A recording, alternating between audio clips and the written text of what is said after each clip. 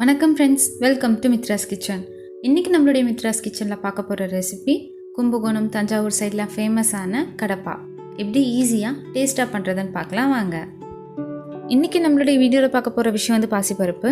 இதில் proteins, vitamins இருக்கிறது மட்டும் இல்லாமல் நம்மளுடைய ஸ்கின்னுக்கும் ஹேருக்கும் தேவையான சத்துக்களும் நிறைந்திருக்கு. இன்னும் பல நன்மைகள் இருக்குது. அதனுடைய ஒரு சில தொகுப்பு தான் இது.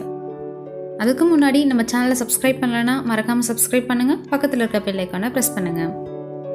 இப்போ செய்ய ஆரம்பிக்கலாம். ஃபஸ்ட்டு கடப்பாக்கு பருப்பு வேக வச்சுக்கலாம். அதுக்கு 1/4 கப் அளவு பாசிப்பருப்பை நல்லா வாஷ் பண்ணிவிட்டு எடுத்துக்கலாம். இந்த பருப்பு கூடவே 2 மீடியம் சைஸ் அளவு உருளைக்கிழங்க கொஞ்சம் பெருசாக கட் பண்ணி சேர்த்துக்கலாம்.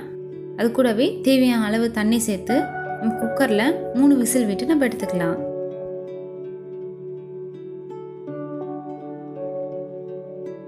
நம்ம குக்கரில் 3 விசில் விட்டதால் இந்த பாசிப்பருப்பு நல்லா சாஃப்டாக இருக்கும். உருளைக்கிழங்கு நல்லா வெந்திருக்கும். இதை ஒரு வாட்டி கரண்டியில் நல்லா மசிச்சு விட்டுக்கலாம்.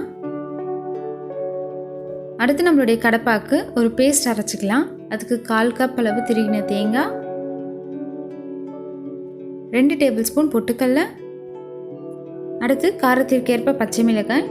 நம்ம வேறு எந்த காரமும் சேர்க்க போகிறதில்ல, பச்சை மிளகாய் காரம் தான். அது கூடவே 3 முந்திரி, தேவையான அளவு தண்ணி சேர்த்து இது ரொம்ப நைஸாக அரைச்சி எடுத்துக்கலாம்.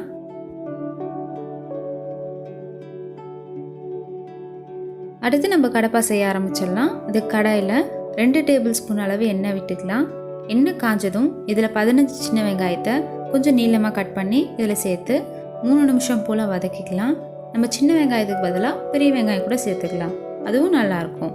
வெங்காயம் வதங்கினதும் இதில் ஒரு சின்ன சைஸ் தக்காளியை நல்லா கட் பண்ணி சேர்த்துக்கலாம். இது வந்து ஒரு 3 நிமிஷம் போல் நல்லா வதக்கிக்கலாம். இப்போ இந்த தக்காளி பழம் நல்லா சாஃப்டானதும் நம்ம வேக வச்சு எடுத்துருக்க பருப்பும் உருளைக்கிழங்கும் நம்ம சேர்த்துக்கலாம். உருளைக்கிழங்கு வந்து கொஞ்சம் பெருசாக இருந்துச்சு அப்படின்னா நல்லா மசிச்சு விட்டுட்டு அப்புறமா சேர்த்து கலந்து விட்டுக்கலாம். இந்த பருப்பு வந்து கடப்பாக்கு நல்ல திக்னஸ் கொடுக்கும். அதனால் தேவையான அளவு தண்ணி சேர்த்து கலந்து விட்டுக்கலாம்.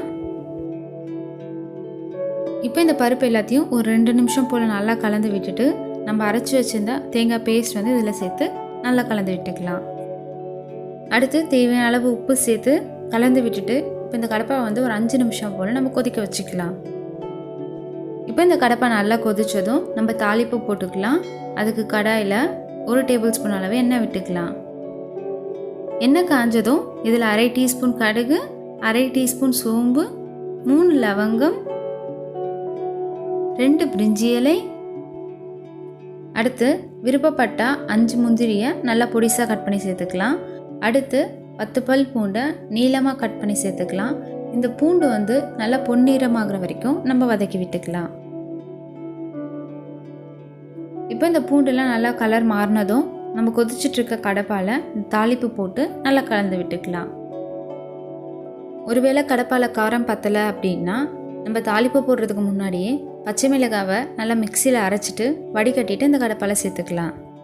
அடுத்து 1 டேபிள் ஸ்பூன் அளவு தயிரை கட்டியாக சேர்க்காம ஒரு வாட்டி கரண்டியில் அடித்து விட்டுட்டு நம்ம சேர்த்து கலந்து விட்டுக்கலாம். நம்ம தயிருக்கு பதிலாக 1/2 எலுமிச்சம்பழம் கூட புரிஞ்சு விட்டுக்கலாம், அதுவும் நல்லாயிருக்கும். கடைசியாக கொஞ்சமாக கருவேப்பிலை இலை தூவி நம்ம இறக்கிடலாம்.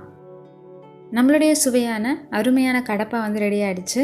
இது வந்து இட்லி, தோசை, சப்பாத்தி, இடியாப்பம் கூடலாம் சூப்பரான சைட் டிஷ். நீங்களும் உங்கள் வீட்டில் ட்ரை பண்ணி பார்த்துட்டு உங்களுடைய ஃபீட்பேக்கை எங்களுக்கு கீழே கமெண்டில் சொல்லுங்கள். உங்களுக்கு இந்த வீடியோ பிடிச்சிருந்தா மறக்காமல் லைக் பண்ணுங்கள், ஷேர் பண்ணுங்கள்.